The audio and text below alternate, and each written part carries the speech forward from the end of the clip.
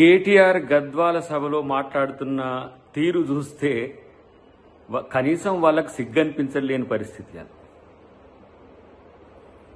39 మంది ఎమ్మెల్యేల్ని, 3 ఎంపీల్ని, 16 మంది పైచిలుకు ఎమ్మెల్సీలను, వివిధ పార్టీలకు సంబంధించిన వాళ్లను బీఆర్ఎస్లో చేర్చుకున్నప్పుడు ఎటుపోయింది మొహం?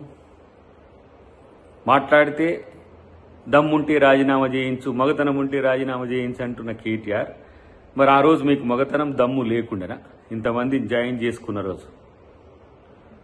మేము 10 మంది వాళ్ళను ఎమ్మెల్యేలను రాజీనామా చేయించేంత వరకు అమరణ దీక్ష చేస్తా అంటే, ఇక అమరణ దీక్ష అంటే ఇక నువ్వే చేయాలి. ఎందుకంటే గతంలో కేసీఆర్ గారు ఎట్లా అమరణ దీక్ష చేసిందో గట్టనే ఉంటుంది నీది కూడా. కానీ హైకోర్టుకు పోయినావు, సుప్రీంకోర్టుకు పోయినావు, సుప్రీంకోర్టు ఒక రూలింగ్ ఇచ్చింది, అది స్పీకర్ దాని మీద చర్చ చేస్తున్నాడు. అయినా కూడా ఈ రెచ్చగొట్టే ధోరణి ఎందుకు అనంటే, ఇవాళ మీ అస్తిత్వం పోతుంది కాబట్టి.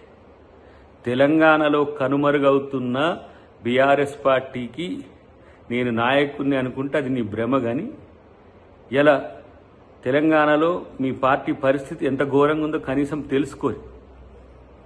మాట్లాడితే ఈరోజు మీ మాటలన్నీ కూడా తెలంగాణ ప్రజలను రెచ్చగొట్టే విధంగా ఉన్నది తప్పితే, ప్రతిపక్షంగా మీ నాయన ఫెయిల్యూర్ అయినరు, ఇలా బీఆర్ఎస్ పార్టీ నాయకుడిగా నువ్వు ఫెయిల్యూర్ అవుతున్నావు.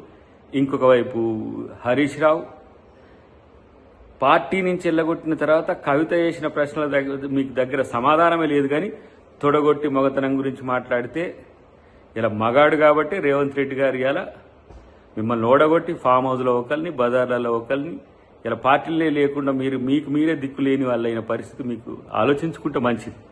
కాబట్టి ఇలా మీరు శుద్ధపూస మాటలు మాట్లాడితే, ఇంకేదో మేమేదో నీతిమంతులం అనే మాట మాట్లాడితే తెలంగాణ సమాజం మిమ్మల్ని పట్టించుకోరనే అంశం మీకు తెలిస్తే మంచిది.